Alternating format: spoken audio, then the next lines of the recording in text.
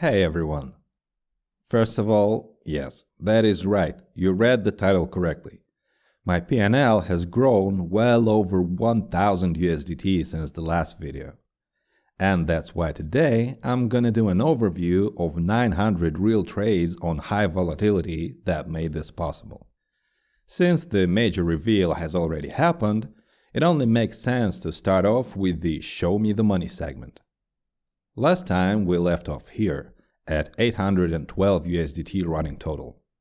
And the following day that had trades, all 283 of them no less, could have resulted in anything. It could be $600, it could be $30, or anything in between. But no, the final result for that day was 1,271.14 USDT. I was not sure before about 600 being the most money I ever made in a single day, but here it is definitely so, and I'm very happy about this result.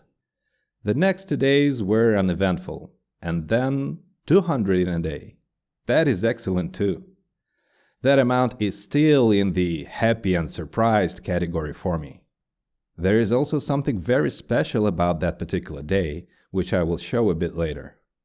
This brought my running total to almost 2300. Then the remaining days were not so great, but it's okay. Currently I'm at 2268, which is plus 1455 since my last video. I've highlighted some of the days in blue. Why is that? Well, these are the days with the most trades, accounting for 70% of all trades made. And in terms of P&L, they amount to almost exactly the total profit I currently have.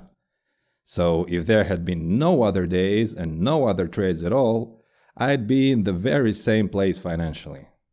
So for today's video, I will focus on these specific 5 days, which by their sheer weight make other days almost irrelevant. I'll try and find clues to something I've noticed last time. What is so different about this day, where out of over 300 trades, I got barely 30 USDT, while on other similar looking days, I got anywhere from 2 to 1200. We'll do it here on this summary sheet. A very quick reminder of what all of this is. This looks at all of my data, calculates different metrics here on top, and then allows me to filter the data in different ways to look for patterns using these slicers. The most important metrics I'll be using today are highlighted here with red boxes. These are obviously the P&L and ROE, then the average profit per trade for all profits, the average loss for all losses, and the profit to loss ratios. The one on top is the real ratio, which is just the number of profits divided by the number of losses. And below here I have a new metric, which is what I call the break-even ratio, or the required ratio. It simply divides the average loss by the average profit, and tells me what the minimum required ratio should be for this selection of trades to start being profitable. For the real ratio, a higher number is better, and for the required ratio, a lower number is better. As for filters, I've got lots of them. But today we'll be mostly looking at these, the different Bitcoin delta ranges, the weeks and dates, and some custom filters related to coins, algorithms, and daily volatility levels. This one lets me easily isolate the 5 most active days that I've shown you before. This one isolates only my volatile BTC algorithms. And this one shows either only the whitelisted or the blacklisted coins. Where does this blacklist come from? Well, I made it. I looked at the coins which lost me the most money on my high volatility algos and put them in a separate category. Here they are, together with the amount of losses. Note that it doesn't mean that these are terrible coins, it just means that they don't work with my particular strategy in this particular time period. Well, maybe with the exception of Tomo.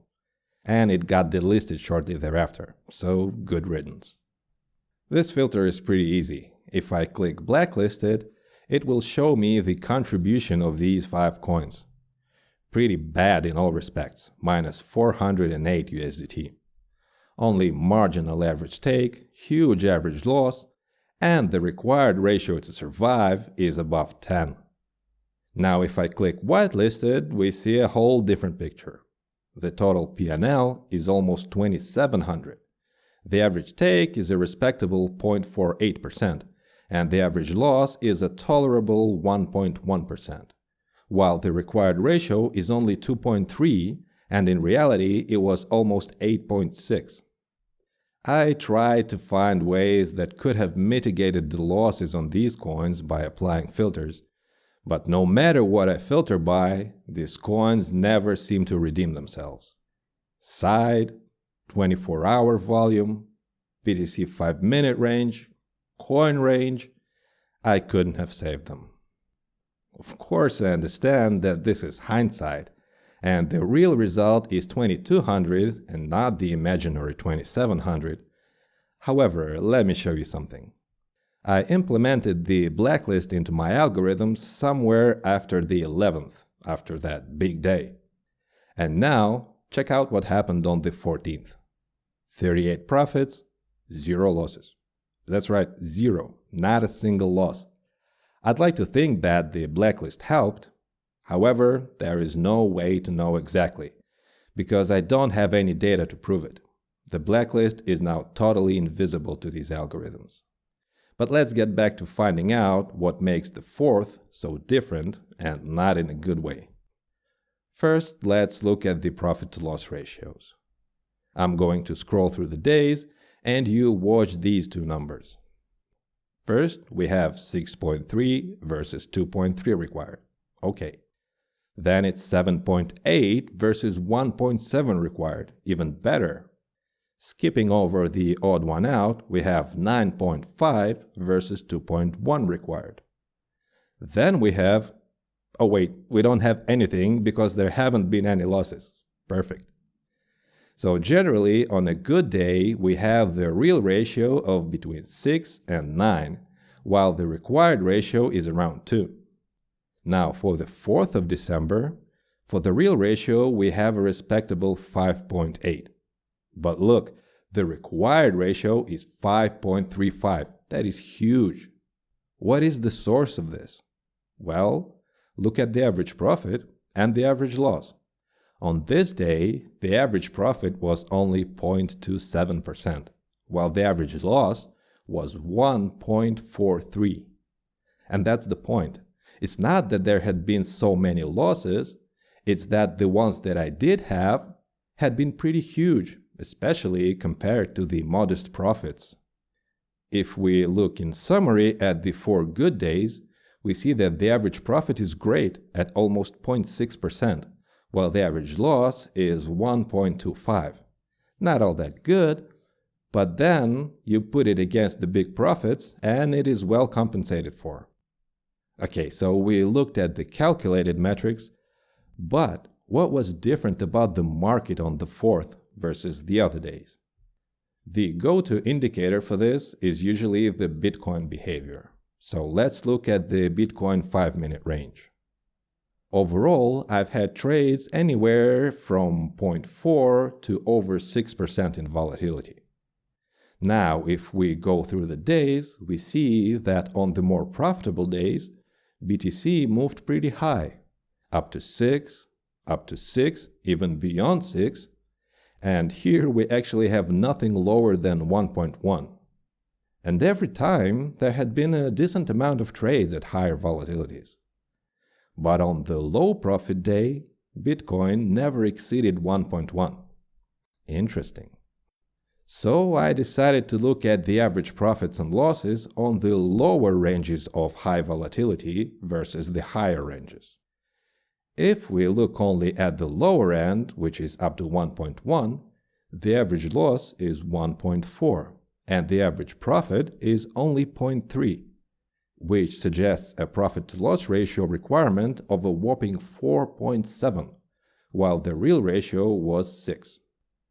If we go the other way and look at the higher end of volatility, we see a different picture. The average loss is lower now at 1.2%, The average profit is much higher at 0.6%, and the required profit-to-loss ratio is below 2, while the real ratio is 9.25. Based on 5 active days and 900 trades, I can conclude that even high volatility has different flavors. Clearly, the picture below 1.1% in volatility is different from anything above it, and maybe these ranges should be treated differently. At that point in my analysis, I tried to dig even deeper, looking for other filter ranges that I could apply and that could offer me a similar clear boundary. But it got way more complicated very quickly, and I still have to untangle everything before I can reasonably present anything to you. But for all I know, I could possibly get away with setting a higher take profit level in my algorithms for very high volatility and get even better results. Other improvements I'm still working on. Now, before we go to the summary, I do understand that it's kind of weird that I'm doing a video about Moontrader while showing pretty much only Excel. But there is a point to it. It helps me figure out what to do in Moontrader once I get there, and we will get there. Now, to summarize what we've learned.